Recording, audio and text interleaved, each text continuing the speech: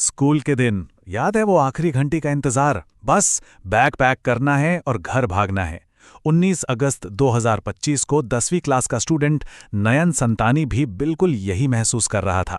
लेकिन उसे या किसी को भी ये अंदाजा नहीं था कि स्कूल की वो घंटी असल में उसकी जिंदगी की आखिरी घंटी होने वाली थी। तो आखिर उस दिन हुआ क्या था? देखिए, कहानी कुछ यूं है। स्कूल की आखिरी घंटी बजती है और नयन बाकी बच्चों की तरह खुशी खुशी घर के लिए निकल जाता है। लेकिन सिर्फ कुछ मिनट बाद वो वापस स्कूल के गेट के अंदर आता है। पर इस बार जो नज़ारा था वो दिल दहला देने वाला था। उसकी स्कूल यूनिफॉर्म पूरी तरह खून से सनी हुई थी और इससे पहले कि कोई कुछ समझ पाता या मदद के लिए आगे आता, वो वहीं जमीन पर बेहोश होकर गिर पड़ा।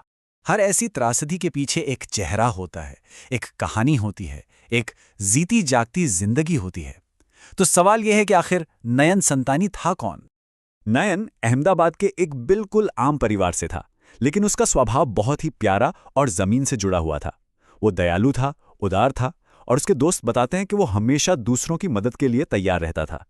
घर का सबसे बड़ा बेटा होने के नाते वो अपने परिवार की जान था। खासकर अपने छोटे चचेरे भाई के लिए तो वो एक ढाल की तरह था, जो उसी के स्कूल में पढ़ता था। और इस नुकसान की गहराई का अंदाजा शायद उसके माता पिता के इन शब्दों से लगाया जा सकता है। नयन सिर्फ उनका बेटा नहीं था, वो उनके घर की सारी खुशियों का सेंटर था, उनकी पूरी दुनिया था। अब सबसे बड़ा सवाल यही है, कैसे एक छोटा सा मामूली सा स्कूल का झगड़ा इतना बड़ा, इतना जानलेवा बन गया। चलिए इस पूरी कहानी को परत दर परत समझते हैं। तो देखिए, ये सब शुरू हुआ था 13 अगस्त को। स्कूल की सीढ़ियों पर भीड़ में नयन के चचेरे भाई की अपने ही क्लास के एक लड़के से टक्कर हो गई। बस इतनी सी बात पर दोनों में कहासुनी हो गई। जब नयन के भाई ने उसे ये बात बताई तो एक बड़े भाई की तरह नयन ने बीच बचाव किया और उस लड़के से बात की। उसे लगा कि चलो मामला रफा दफा हो गया, लेकिन वो कितना गलत था, क्योंकि मामला खत्म नहीं हुआ था, बल्कि वो एक चिंगारी थी। 19 अगस्त को स्कूल की छुट्टी के बाद जैसे ही नयन गेट से बाहर निकला, वही 8वीं क्लास का लड़का और उसका एक और दोस्त जो स्कूल में नया था, घात लगाकर उसका इंतजार कर रहे थे। पहले तो सिर्फ कहासुनी हुई, लेकिन देखते ही देखते बात हाथापाई पर आ गई। और तभी 8वीं क्लास के उस छात्र ने अचानक अपने बैग से एक पेपर कटर निकाला।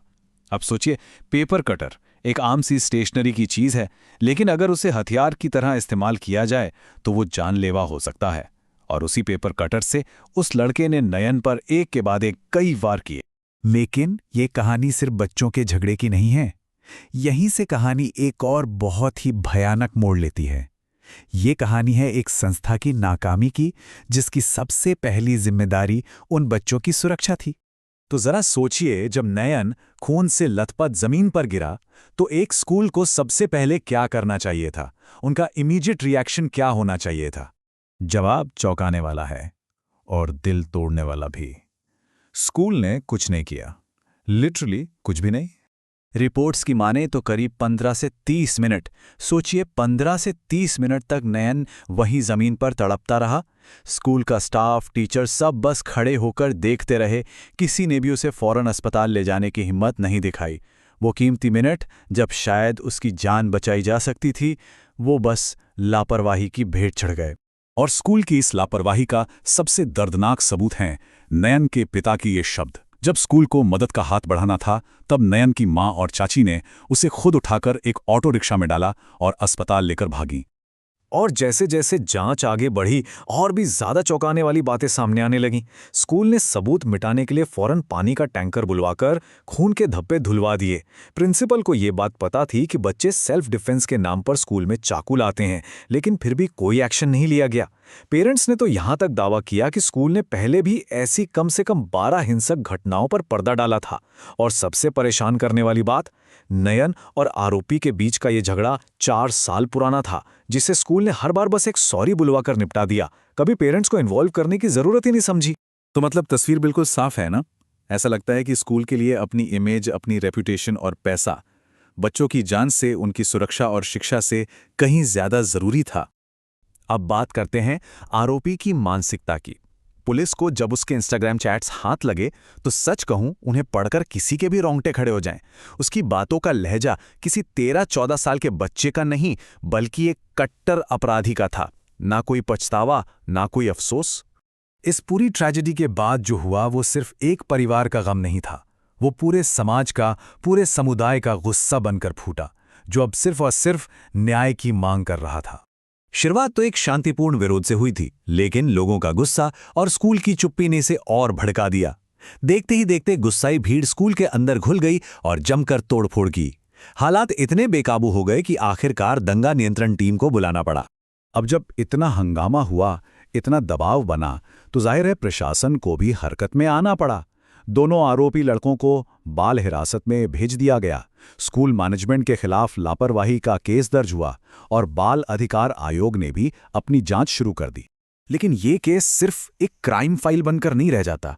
यह हमारे सिस्टम पे, हमारे समाज पर कुछ बहुत ही गहरे और अनकंफर्टेबल सवाल खड़े करता है। सोचने वाली बात यह है कि आखिर एक बच्चा, एक टीनेजर इतनी नफरत और हिंसा से कैसे भर सकता है? इसके पीछे वजह क्या है? क्या ये स्कूल का माहौल है, या घर पर सही परवरिश की कमी, या फिर वो ऑनलाइन दुनिया जहां हिंसा और बदला लेने को हीरो की तरह दिखाया जाता है? और सबसे बड़ा सवाल, शायद सबसे जरूरी सवाल यह है कि जब एक स्कूल, जिसे हम सुरक्षा का मंदिर समझते हैं, वो अपनी सबसे बड़ी जिम्मेदारी निभाने में ही फेल हो जाए, तो आखिर जवाबदेह कौन है? इसकी अंतिम जिम्मेदारी कौन लेगा? ये एक ऐसा सवाल है जिसका जवाब हम सबको मिलकर खोजना होगा, ताकि किसी और नयन को इस तरह की त्रासदी का शिकार न होना पड़े।